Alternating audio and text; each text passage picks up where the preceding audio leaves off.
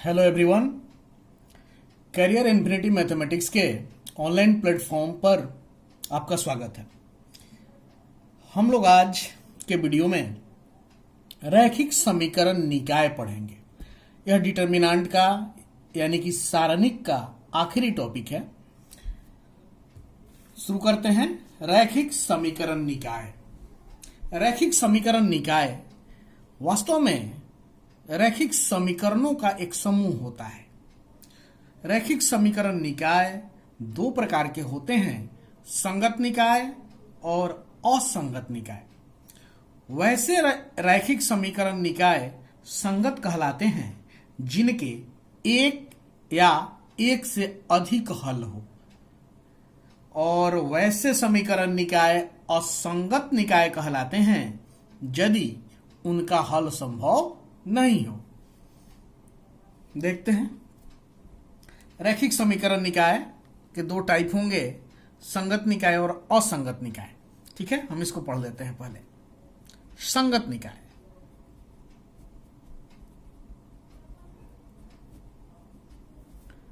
संगत निकाय को इंग्लिश में हम लोग बोलते हैं कंसिस्टेंट सिस्टम।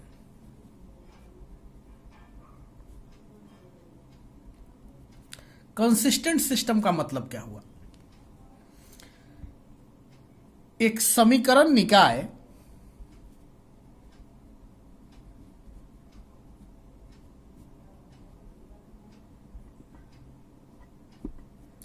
संगत निकाय कहलाता है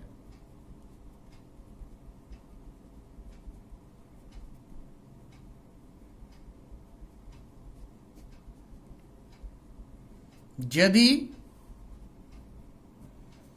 उसके एक या अधिक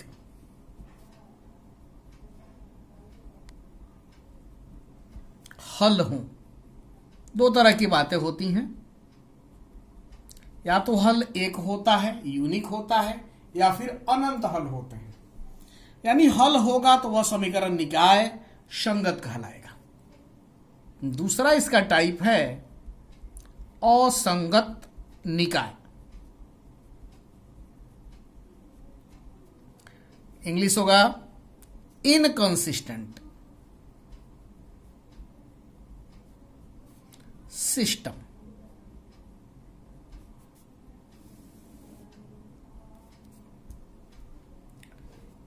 एक समीकरण निकाय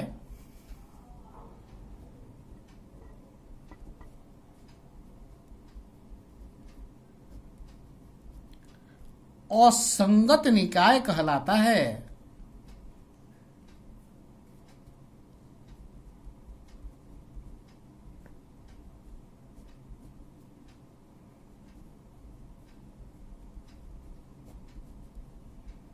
यदि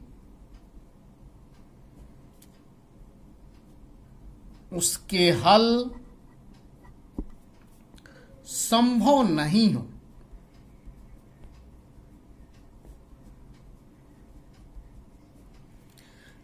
इस टॉपिक में, इस चैप्टर में हम लोग क्या करेंगे कि किसी भी रैखिक समीकरण निकाय का अवयूह के व्युत्क्रम द्वारा यानी मैट्रिक्स के इनवर्स के द्वारा हल निकालना सीखेंगे। तो हम हेडिंग देंगे अवयूह के व्युत्क्रम द्वारा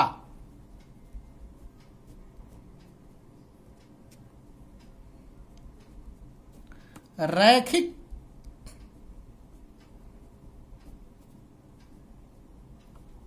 समीकरण निकाय का हल। इंग्लिश लिखना चाहे तो आप लिख सकते हैं solution of system of linear equations using inverse of a matrix।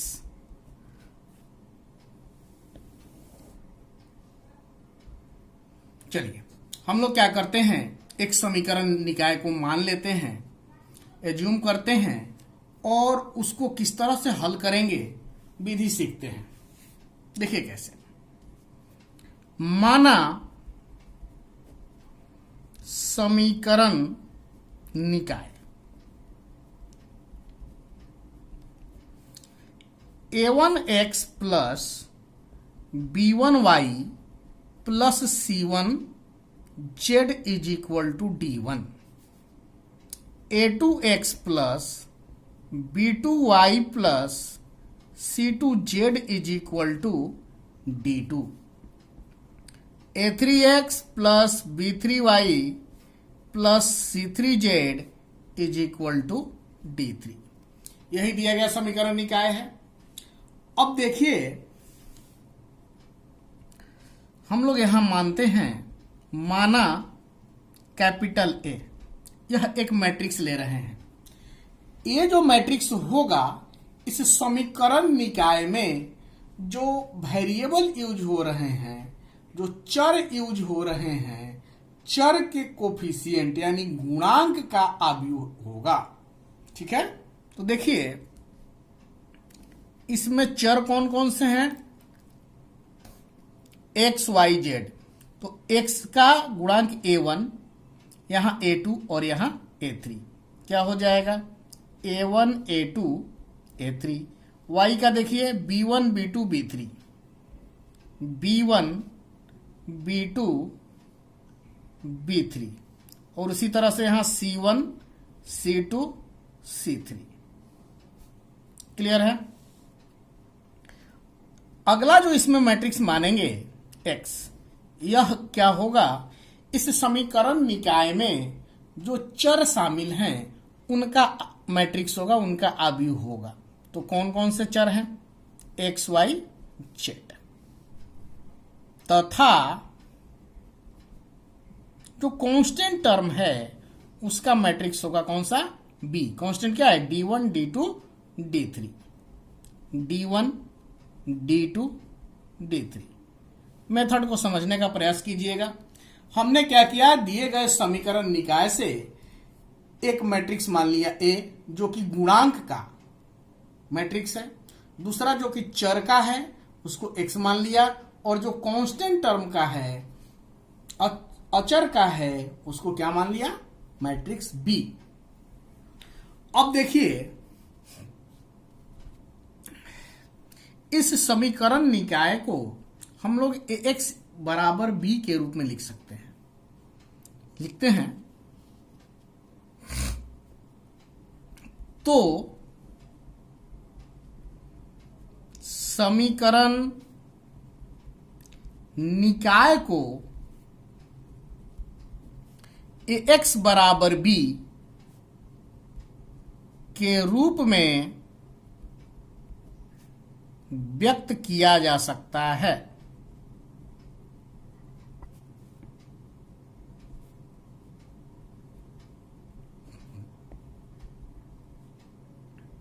अर्थात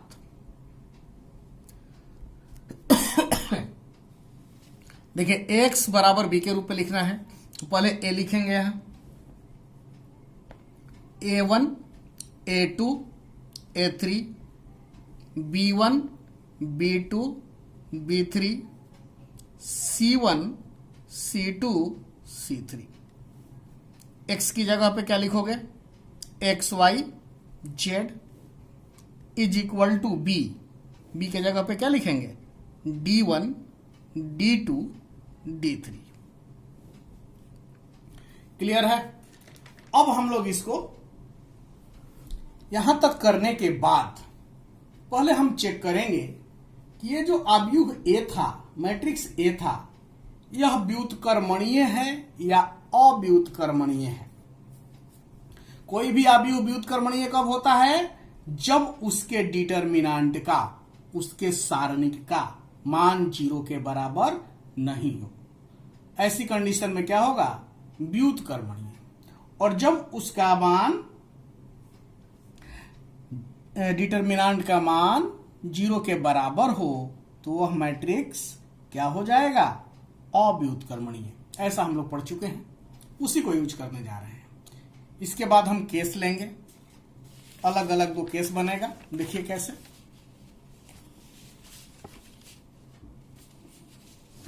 देखिए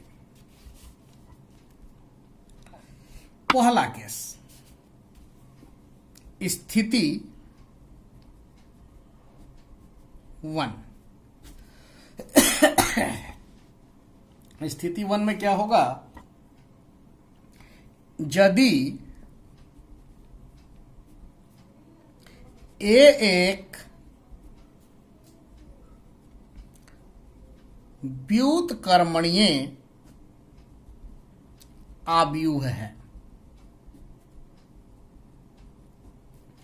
जब व्युत्क्रमणीय होगा तो डिटर्मिनेंट का वैल्यू क्या 0 के बराबर नहीं होगा।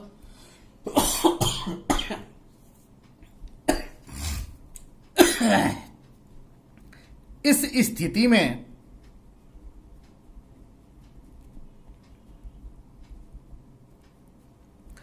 ए इनवर्स का अस्तित्व है। अब देखिए एक्स इज इक्वल टू क्या बी। अब हम लोग क्या करें, दोनों तरफ ए इनवर्स से गुना करते हैं। गुना कैसे, पहले गुना ए इनवर्स ए एक्स, इधर भी ए इनवर्स बी। तो ए इनवर्स से जो गुना किया गया वो क्या किया गया, पहले किया गया, इसलिए हम इसको क्या कहेंगे, पूर्व गुणन। यहां लिखेंगे ए इनवर्स से पूर्व गुणन करने पर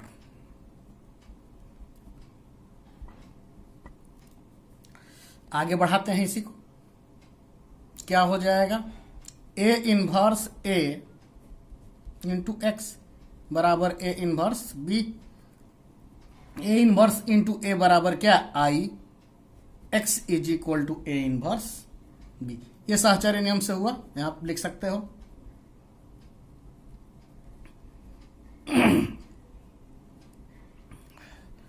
अब क्या, आई का गुना एक्स के साथ करोगे तो एक्स ही आएगा, एक्स बराबर ए इनवर्स बी। अब देखिए आपको पता है कि किसी भी आव्यूह का जो व्युत्क्रम होता है अद्वितीय होता है, इसलिए इस x का जो वैल्यू निकलेगा वह अद्वितीय निकलेगा। लिखेंगे चूंकि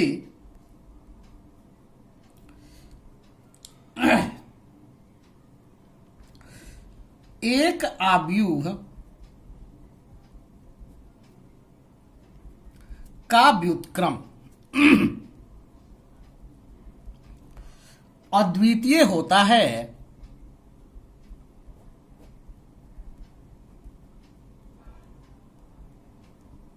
इसलिए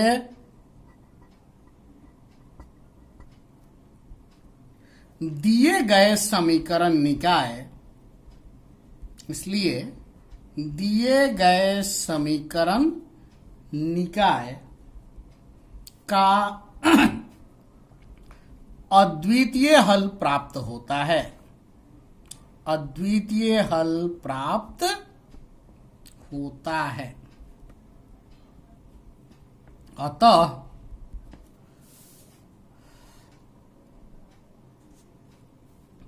यदि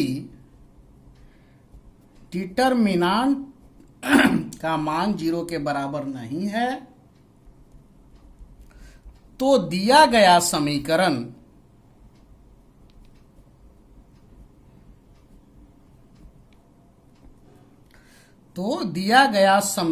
निकाय जब हल होगा तो क्या होगा, संगत होगा, संगत होता है।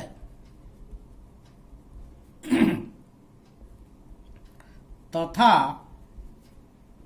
इसका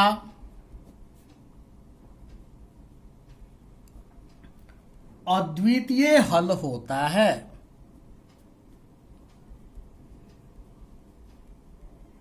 ठीक है। और समीकरण निकाय को हल करने की जो यह विधि है वह आव्यूह विधि कहलाती है।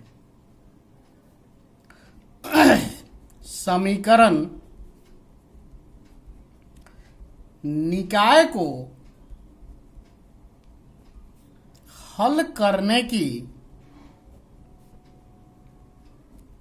यह विधि आव्यूह विधि कहलाती है।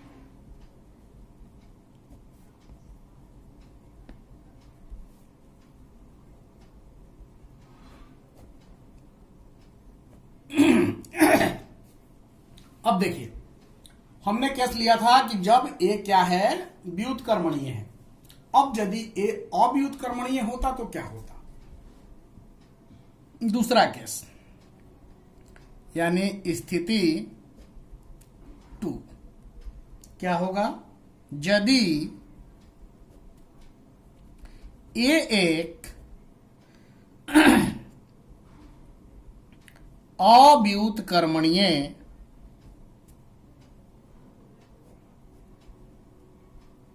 आव्यूह है। जब अव्युत्क्रमणीय होगा तो इसके डिटर्मिनेंट का मान क्या होगा भाई, 0 होगा। ऐसी कंडीशन में दो सबकेस बनेंगे। क्या क्या बनेगा ऐसी कंडीशन में, हम क्या देखेंगे कि यदि adjoint of A into B, यह जो मैट्रिक्स है, एडज्वाइंट ऑफ ए को बी से गुना करेंगे, जो मैट्रिक्स मिलेगा इसका मान 0 के बराबर नहीं हो। 0 मतलब जीरो मैट्रिक्स ओ है ना, इसके बराबर जब नहीं होगा तब क्या होगा। देखिए इस स्थिति में क्या हो जाएगा,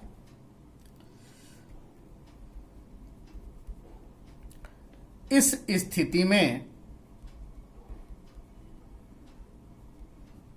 दिए गए समीकरण निकाय का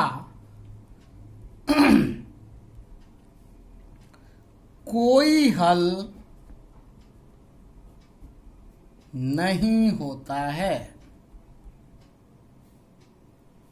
जब हल नहीं होगा तो समीकरण निकाय कैसा हो जाएगा, असंगत, और समीकरण निकाय असंगत कहलाती है।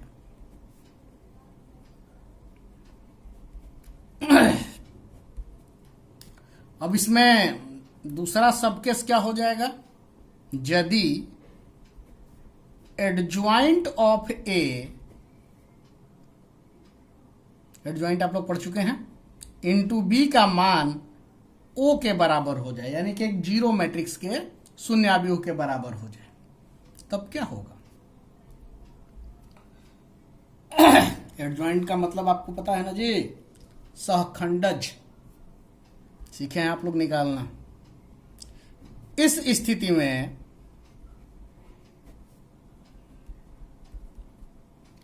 दिए गए समीकरण निकाय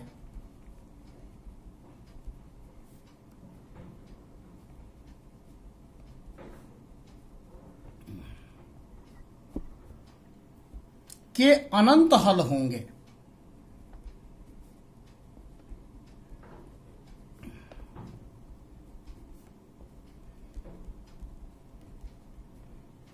और जब हल होगा तो समीकरण कैसा, और समीकरण निकाय संगत कहलाती है। संगत कहलाती है। क्लियर है। अब हम लोग इस पर कुछ क्वेश्चन करेंगे। देखिए कैसे, पहला क्वेश्चन लेते हैं।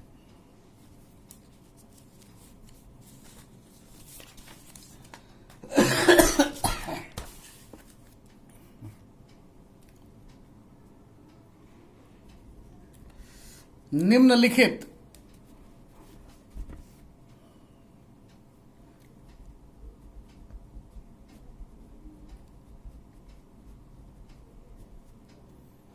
समीकरण निकाय को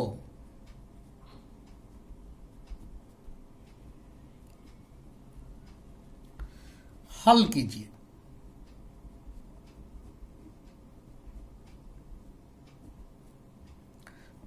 क्या दिया है? 2x plus 5y is equal to 1, 3x plus 2y is equal to 7। देखिए कैसे हल करेंगे।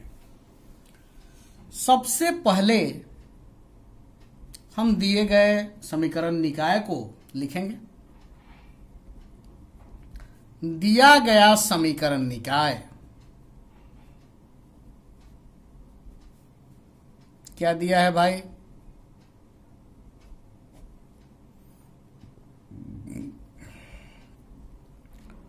Is equal to 1, 2x plus 5 is equal to 1 है ना, और 3x प्लस 2y बराबर 7। अब इसको क्या कर सकते हैं? दिए गए समीकरण निकाय को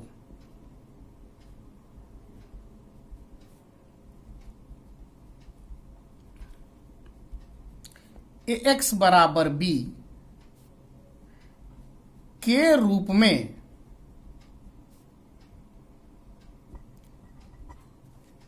लिखा जा सकता है, जहां ए क्या है भाई? 2 5 3 2, यही होगा ना। x क्या होगा? x और y यही दो वेरिएबल थे, तथा b क्या होगा? 1 7। अब यहां इतना करने के बाद हम चेक करेंगे कि जो आव्यूह है वह व्युत्क्रमणीय है या फिर अव्युत्क्रमणीय।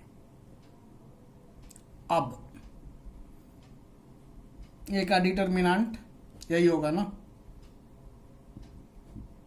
2 गुना 2 4, माइनस 3 गुना 5 कितना? 15, माइनस 11 जीरो के बराबर नहीं है। जब जीरो के बराबर नहीं है तो अभी वो कैसा हुआ? व्युत्क्रमणीय।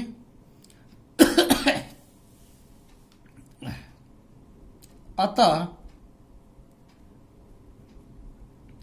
ये एक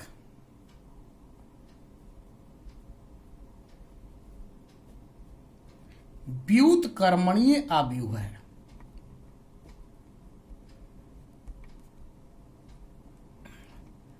इसलिए इसका एक अद्वितीय हल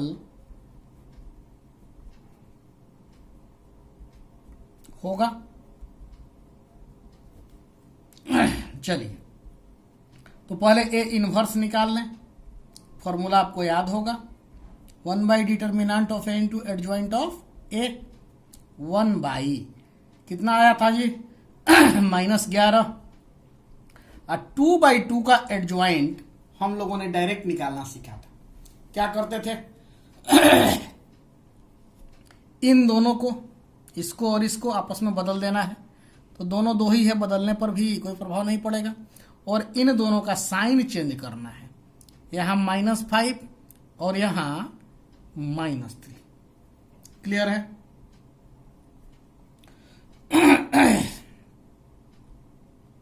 ये निकल गया ए इनवर्स। अब क्या करेंगे? अब देखिए, हम जानते हैं कि x इज इक्वल टू क्या होता है? A inverse into B is equal to A inverse क्या? -1/11 इंटू ये मैट्रिक्स है 2 -5 -3 2। बी क्या है? 1 7। क्लियर है? अब क्या किया जाए? ये जो मैट्रिक्स x है इसका वैल्यू यही है ना जी, xy। इनको मल्टीप्लाई करेंगे, करिए। 2 इंटू 1 2, -5 गुना में 7 कितना, -35। -3 गुना 1 -3 और 2 गुना 7 14। -1/11 घटाइए, -33, यहां क्या 11, क्या हो जाएगा 3 और यहां क्या -1। अतः x बराबर क्या 3 और y बराबर क्या -1। यही होगा, यही x और y का वैल्यू आ जाएगा। क्लियर है? चलिए अब हम लोग अगला क्वेश्चन लेते हैं। ये तो 2 चर वाले हमने रैखिक समीकरण लिए थे और उनका समीकरण निकाय लेकर हम लोग हल कर रहे थे। अब क्या करें, 3 चर वाले समीकरणों के, रैखिक समीकरणों के समीकरण निकाय को कैसे हल करेंगे उसको देखते हैं। क्वेश्चन लिखते हैं पहले।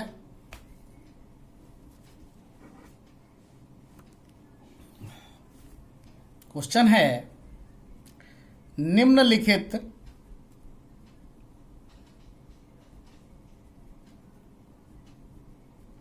समीकरण निकाय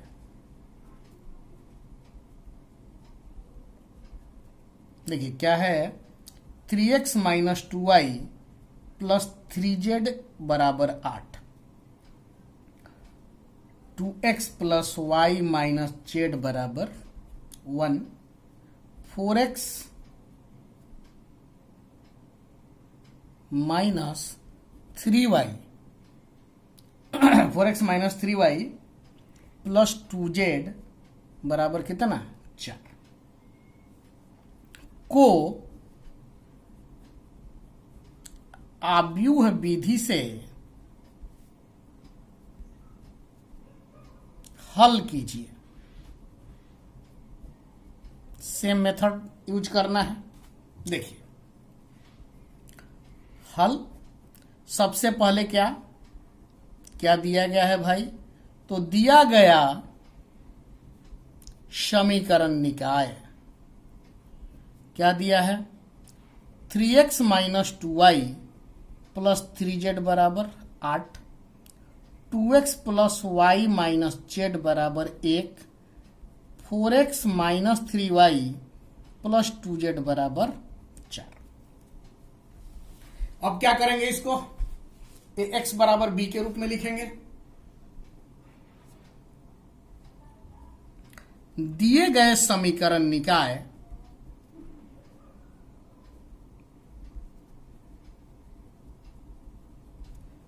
को x = b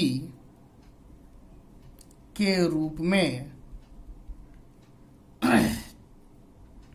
लिखा जा सकता है,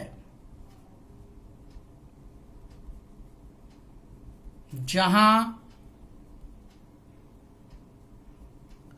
ए क्या हो जाएगा,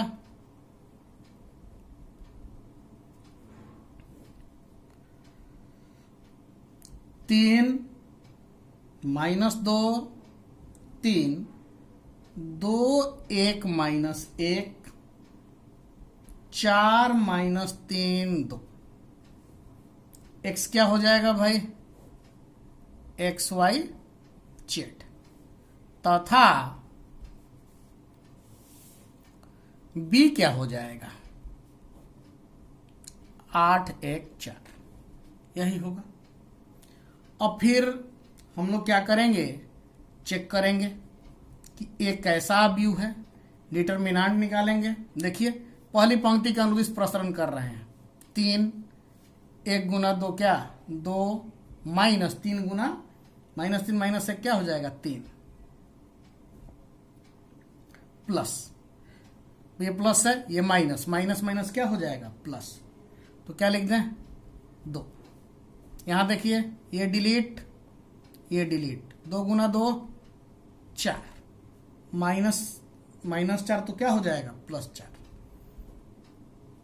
प्लस माइनस प्लस, ये डिलीट, ये डिलीट, 2 गुना -3 -6, फिर क्या -4, क्या हो जाएगा -3 + 16 -30, यानी क्या आया भाई -17।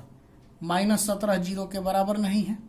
जब नहीं है तो ए कैसा अवयव हो गया, व्युत्क्रमणीय। अतः ये एक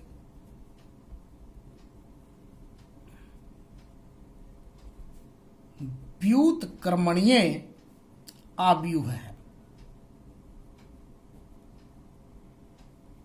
इसलिए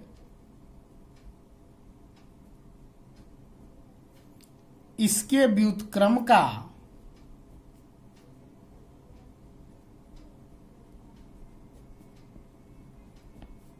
अस्तित्व है।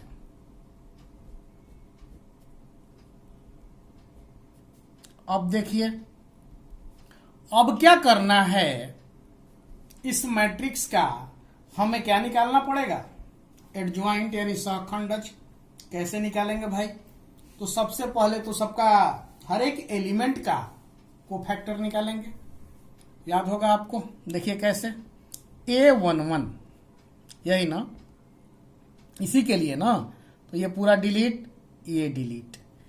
1 गुना 2 क्या हुआ 2, -3 क्या हो जाएगा -1 होगा। फिर साइन चेंज नहीं, क्योंकि 1 और 1 क्या हुआ 2, इवन नंबर है इसलिए साइन चेंज नहीं होगा। A12 इस एलिमेंट के लिए ना, ये डिलीट 2 दूनी का 4, माइनस माइनस प्लस, तो 4 4 कितना 8। 1 और 2 3 हुआ, विषम संख्या है तो इसका साइन चेंज यानी माइनस हो जाएगा। फिर क्या A13 इसके लिए ये डिलीट -6 -4 -10, 3 1 4 क्या हुआ, इवन नंबर है, सम संख्या है तो साइन नहीं चेंज होगा। उसी तरह से आप लोग जानते हैं A21 क्या हो जाएगा -5, A22 -6, A23 1, A31 -1, A32 और A33 7। इसलिए ए इनवर्स निकालते हैं, यही फॉर्मूला होता है एडज्वाइंट ऑफ ए। 1 में ए का डिटर्मिनेंट -17। ये जो सहखंड निकाले हैं उनको क्या करना है, उनसे जो मैट्रिक्स बनेगा उसका परिवर्त तो हम लोग डायरेक्ट लिख देते हैं। ये जो है ना इधर आएगा, यानी -1 -8 -10, यहां फिर -5 -6 1 -1 9 7। क्लियर है। अब हम लोग जानते क्या हैं कि x = A इनवर्स B। ठीक है, अब चलिए आगे बढ़ाते हैं, इसको वैल्यू पुट करते हैं यहां पर A इनवर्स का और यहां पर B का, और उसके बाद इसको हम लोग मल्टीप्लाई करेंगे। देखिए कैसे,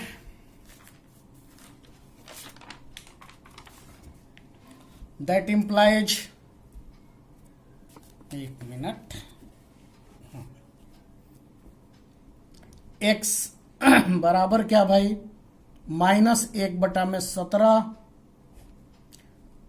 -1 -8 -10 -5 -6 1 -1 9 7 और b का वैल्यू 8 1 4। इसकी जगह पे हमें लिख सकते हैं XY Z बराबर -1/17 -1 गुना 8 -8 -5 गुना 1 -5 -1 गुना 4 -4 -8 गुना 8 -64, -6 गुना 1 -6, 9 गुना 4 36, -10 गुना 8 -80, 1 गुना 1 1 और 7 गुना 4 28, बराबर क्या -1/17, 8 4 12 5 17, यहाँ -34 और यहाँ -51, यानी XYZ बराबर क्या हो जाएगा 1 2 3। अतः x बराबर क्या 1, y बराबर 2, z बराबर 3, यही आंसर हो जाएगा।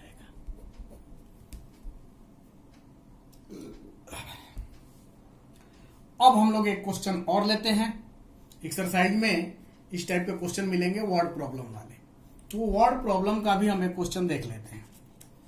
तो उसके बाद क्या हो जाएगा कि हम लोग हर एक टाइप का क्वेश्चन कर लेंगे तो पूरी एक्सरसाइज आपसे बन जाएगी। देखिए कैसे क्वेश्चन लिखते हैं। 3 संख्याओं का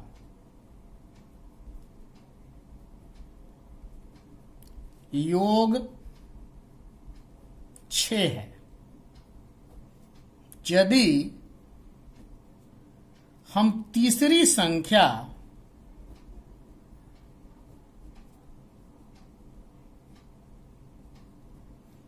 को 3 से गुणा करके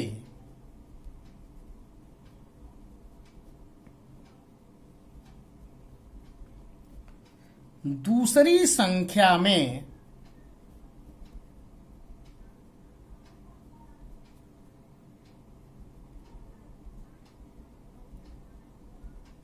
जोड़ दें तो हमें 11 प्राप्त होता है।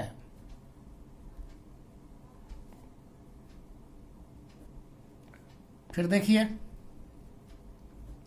पहली और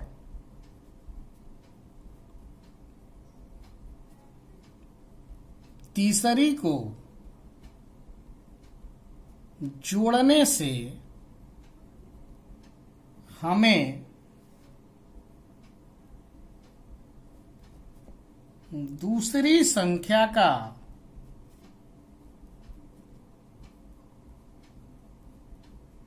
दुगुना प्राप्त होता है।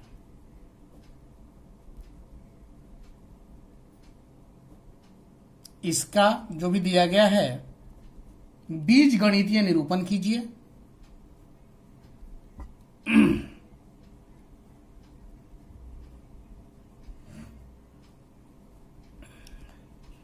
निरूपण कीजिए और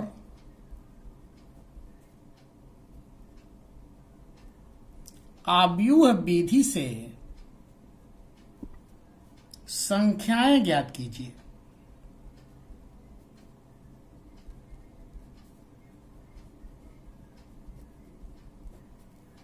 क्वेश्चन पढ़िए। क्लियर है कि यहां 3 संख्याएं हैं, दैट 3 वेरिएबल मानना पड़ेगा। मान लेते हैं हल। माना पहली, दूसरी तथा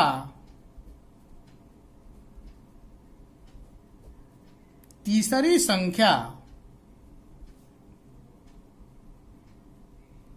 क्रमशः x, y तथा z है।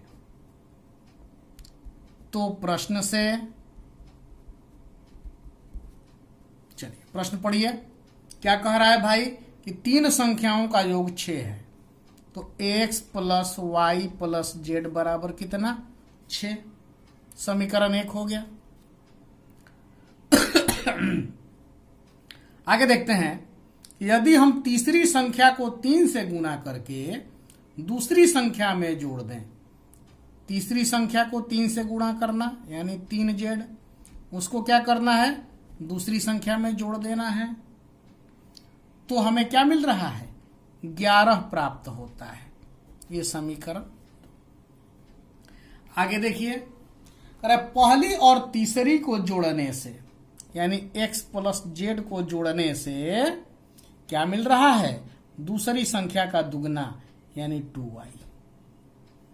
क्या हो जाएगा, x minus 2y plus Z बराबर 0। समीकरण 3। तीनों समीकरण मिल गए, तो हमें समीकरण निकाय मिल गया। अब क्या करेंगे, ये जो समीकरण निकाय मिला, क्या हम लोग इसे x बराबर b के रूप में लिख सकते हैं? लिखते हैं।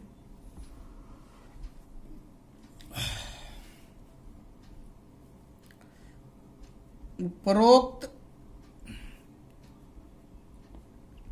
समीकरण निकाय को x बराबर b के रूप में लिखा जा सकता है।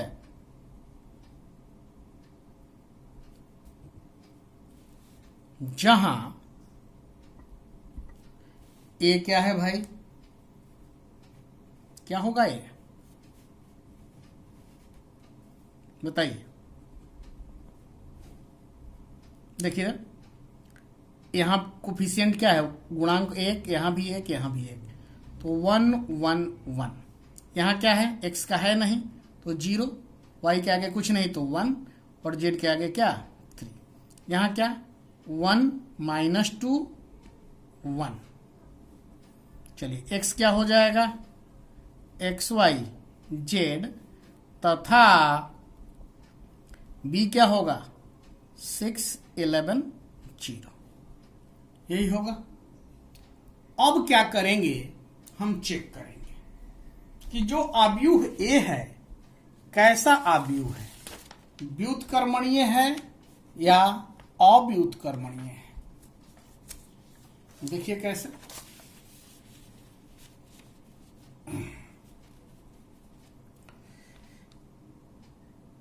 डिटर्मिनेंट ऑफ A बराबर निकाल लीजिए। डिटर्मिनेंट हल करने आपको आता है। हम क्या करें, पहले स्तंभ के अनुदिश प्रसरण कर देते हैं A का, यही आएगा 6 1 7 गुना 1 7 अब प्लस 2 यानी कि 9 आया, 0 के बराबर नहीं है। अतः A एक व्युत्क्रमणीय आव्यूह है। इसलिए इसके व्युत्क्रम का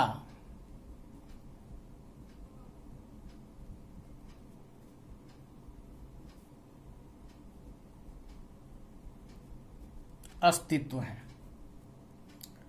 अब देखिए यहां भी सखंड निकालेंगे। अब इसमें आपको सबको निकालना आता है, इसलिए मैं समय नहीं दूंगा, ये निकालने सीख चुके हैं आप लोग, इसलिए हम डायरेक्ट लिख रहे हैं। A21 बराबर -3 हो जाएगा, A22 बराबर 0, A23 बराबर 3, A31 बराबर 2, A32 बराबर -3 और A33 बराबर 1। इसलिए एडज्वाइंट ऑफ A क्या हो जाएगा, ये यहां आएगा 7 3 -1 होगा। फिर देखिए -3 0 3, 2 -3 1। अतः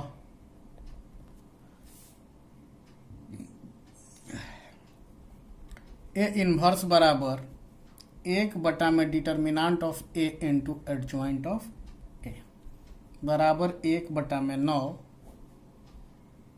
7 -3 2, 3 0 -3, -1 3 1। अब देखिए, क्या हम लोग जानते हैं कि x बराबर क्या होता है, a inverse b। Value put करिए, a इनवर्स यही ना, 1/9 7 -3 2 3 0 -3 -1 3 1। और b क्या होगा, निकाले थे ना, 6 11 0। चलिए, x का वैल्यू आपको पता है कि यही होता है। अब चलिए इनको मल्टीप्लाई करिए भाई, मल्टीप्लाई करिएगा तो क्या आएगा,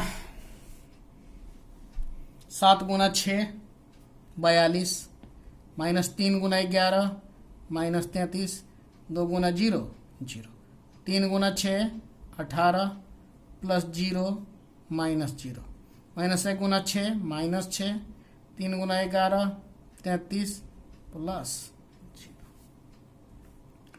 क्या हो जाएगा, XYZ बराबर 1/9। यहाँ क्या, 42 में से 33 गया 9, फिर 18 और 33 में से 6 गया 27, यानी क्या हो गया 1 2 3। अतः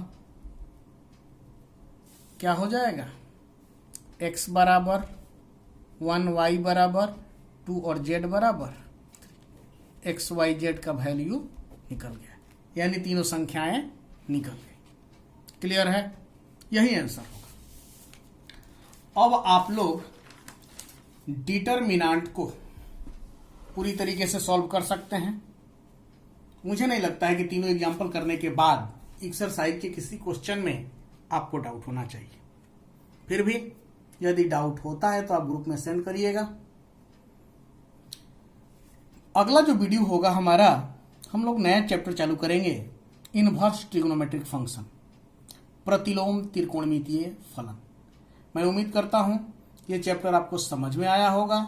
आप लोग इसके सारे क्वेश्चन मिसलेनियस यानी कि विविध सहित कर लेंगे, पूरी तरीके से आप इसको कंप्लीट करेंगे। और अल्टरनेट डे में, मतलब कल के बाद परसों के दिन में, आपको प्रतिलोम त्रिकोणमितीय फलन का पहला वीडियो मिल जाएगा। अब हम लोग कंटिन्यू करेंगे, ठीक है, क्योंकि समय धीरे धीरे कम बच रहा है, तो अब हम लोगों को थोड़ा सा स्पीड पकड़ना पड़ेगा और वीडियो रेगुलर अब आएंगे। इसलिए अब आप लोग पढ़ाई शुरू कर दीजिए। Thank you.